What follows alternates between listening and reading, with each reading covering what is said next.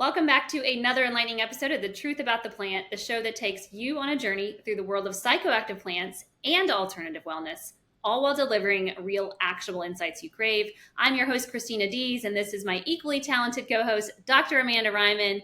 Dr. Ryman, you want to tell them why we're here and why we do this? Absolutely. So you may notice I have a different background today than what you all are used to seeing here. That is because I moved from Northern California to Washington State. So I'm now coming to you live from the Tacoma, Washington area. But we are still here with all of the great insights. And the reason that we do this show is because it is so difficult to find reliable, accurate information about cannabis on the internet. You might Google a question, you're going to get 100 responses back. Many of those responses are going to contradict each other, sometimes completely contradict each other, and you're left no closer to the answer than when you started. So we are here to give you science-backed information about cannabis. We're going to tell you the absolute truth about the cannabis plant. So think of us as your kick-ass granddaughters or your really cool aunties, the women in your life who will always tell you. And speaking of questions, this week's episode is all about a burning question from one of our awesome viewers. How do I properly store my cannabis? So, from stash jars to secret spots, get ready for some high level tips on keeping your green as fresh as the day you got it. So, roll with us as we dive into the do's and the don'ts of cannabis storage to keep your bud in prime condition. All right, so um, cannabis is a plant, and plants need certain conditions to thrive. But what happens once the bud is dried? What's the best way to store this cannabis when I'm not using it? So you are absolutely right, Christina, that all plants have their optimal environment. So there were plants that used to grow really well where I lived in California, and now I have a whole new set of plants that grow really well in the climate here in Washington. And we've talked about the best right in a best environment for your live cannabis plants. And we did our episode on how to grow your own cannabis. And if you found that episode interesting, then stay tuned because in a few months, we're going to do how to harvest and trim your cannabis when it's time to do that. But when we talk about once the buds are already dried, there are definitely a few rules for keeping your bud as fresh and long lasting as possible. So, what are those optimal environmental conditions? Well, really, the most important is that you want to keep your buds away from heat, light, and humidity. Those are kind of like the trifecta of environmental hazards for dried bud. So both heat and light can degrade the cannabinoids and the terpenes. So if you think about your recently cured and dried bud, it's kind of at its peak level of cannabinoids and terpenes, just slightly down from what it was as a fresh plant. The longer it is exposed to heat, the more light it is exposed to, those cannabinoids and those terpenes tend to degrade. So you're going to have bud that's less potent. You're going to have bud that is less flavorful, that is less aromatic if it's left out in the heat or allowed to be exposed to light. And not only that, but your bud is going to get drier. So when you are curing your bud, you're kind of trying to find the ultimate balance between dry and moisture, right? You need to have it dry enough so that it will actually light on fire and smoke, but still moist enough that it isn't going to be harsh on your throat. And we've all probably smoked very dry bud before, at least I know I have, and it is like a coughing attack waiting to happen. So if you can preserve your bud, if you can make sure that it doesn't get exposed to heat, if it doesn't get exposed to light, you're not only going to preserve the quality of that bud, you're going to preserve the quality of the smoke. Yeah, and I don't know if you're like me, but the taste is what matters to me so I don't want something that's going to be harsh and dry and not tasting well. So you're thinking someplace cool out of the light like a cabinet.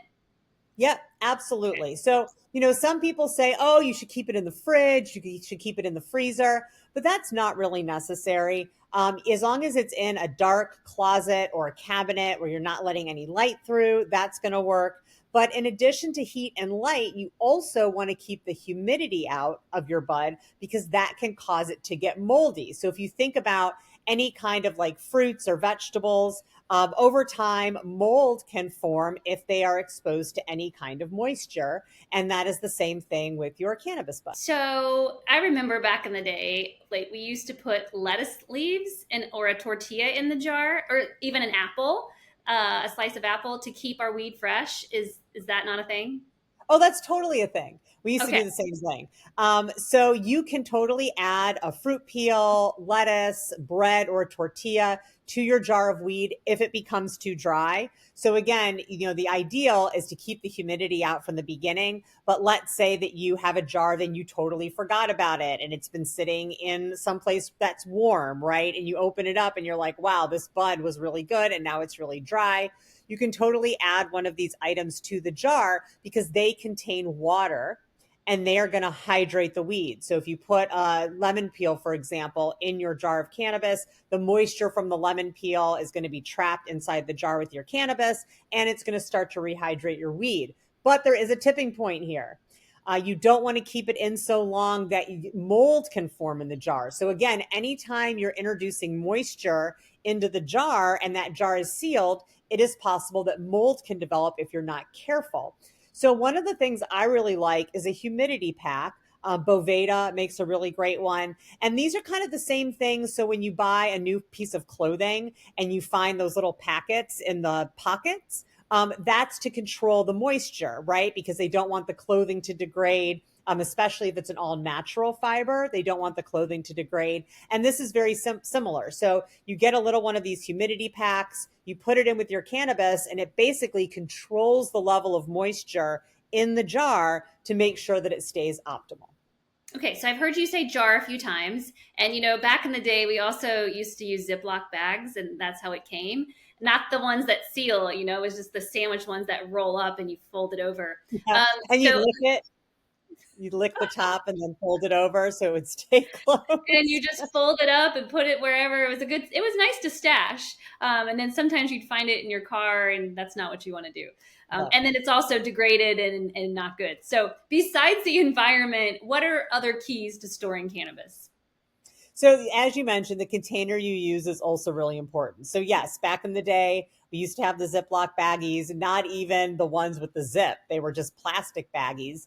And we used to, again, lick the top of it and then roll it down so that it would stick. This is the old school way of doing it. We have come a long way since the days of baggies. So, one of the things I really like are amber colored glass jars with airtight lids. So you can purchase these online. You can get them in a lot of different stores, but these do a couple of things. So the amber color is actually going to block the UV rays. So it's going to protect your cannabis from the light.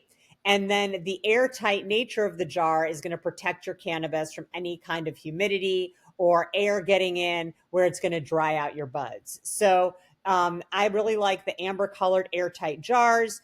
You can also use a vacuum sealed bag or a dark colored plastic bag that can be made airtight. So now they have like these stash bags or like these thick black plastic bags, and they have like a Ziploc top where you can stash your cannabis in there. I would caution people against using aluminum based jars or containers because over time, the aluminum can actually impact the taste of the cannabis. So you Mm. want to stay away from aluminum. You want to move towards glass, preferably an amber colored glass to block out those UV rays, or a dark colored Ziploc baggie, preferably one that you can make. All right. Well, these are some really great suggestions. And, thanks to the stoners, we have come a long way from plastic baggies. So I do love the amber jars. Those are great. They're really hard to find. So if you've got a good link on those, let us know. But keeping your Well, so cannabis one thing I will recommend is that sometimes you buy cannabis and it comes in an amber or a blue jar. Just fresh. save the jar. I mean, I have so many jars that I save because they were amber colored. Blue jars do the same thing. So if Mhm. you purchase cannabis and it happens to come in one of these containers, just save the jar and then you can recycle it again.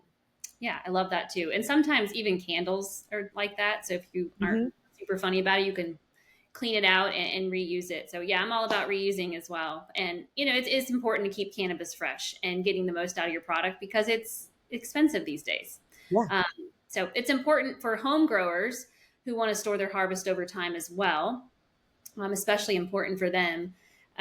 So they're probably going to need bigger jars than the everyday user. Well, So just the regular ball jars, which you can get at like any garden store, you can get at Walmart, Target. They're not amber colored, but if you don't put it in the light, if you're keeping it in a dark closet, then clear jars are fine and you can get really big ones. So when I would grow at home and I would have, large amounts to store, I would get really big ball jars. And they worked really well. So if you can't find an amber jar, then stick with a really large ball jar, which you can get pretty much everywhere. well, anything else people should know? I know you mentioned the degradation and the changing of the cannabinoids. And so we do know that THC will convert to THCN over time. And so it's, while in the beginning you might have felt the uplifting euphoria, you might feel a little more sleepy if that sits over time. Anything else you want to add? Yeah, so CBN, so THC can transform into CBN Thank you. if it's left too long. And that's why, we talked about kind of finding that baggie of weed that was in your car that you didn't know about for like a year. And then you smoke it and it puts you right to sleep. It's because some of the THC has probably transformed into CBN, which definitely makes you sleepy. So, yes, you want to preserve those cannabinoids the way that they are right after they have been cured. And yes, the last thing I'll add is that storing cannabis is about, as you mentioned, making sure that the light, heat, humidity don't get to it, that it doesn't degrade. But storing cannabis is also about keeping it out of the hands of children and pets and people that you do not want to access your cannabis. So it's good to have a place in your home where you can put your stored cannabis, where you know that your pets aren't going to have access to it, where you know your kids aren't going to have access to it.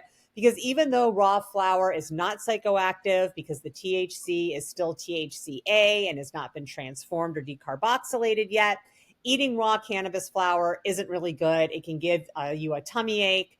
So you definitely want to keep that away from kids and pets, and storage is a part of that process. Yeah, I recommend if you do have kids and or pets around, putting it in a safe, like a locked safe.